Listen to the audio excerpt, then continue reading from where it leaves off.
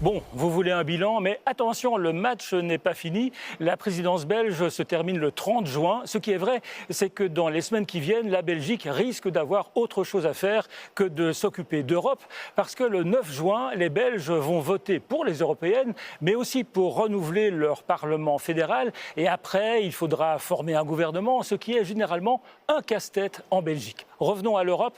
Alexander De Croo, le Premier ministre belge, avait rappelé en janvier dernier que lorsqu'un pays prend la présidence tournante, il ne devient pas le patron de l'Europe. Le travail consiste à faire avancer des dossiers qui sont sur le feu. Et la Belgique a ainsi réussi à conclure le fameux pacte sur l'asile et la migration, qui était un peu le sparadrap du capitaine Haddock dont l'Europe n'arrivait pas à se débarrasser. La Belgique a permis l'accouchement de ce pacte après une grossesse de 4 ans, même si certains ont des réserves sur la beauté du bébé. La Belgique est aussi parvenue à obtenir que les 27 donnent leur feu vert au versement de 50 milliards à l'Ukraine.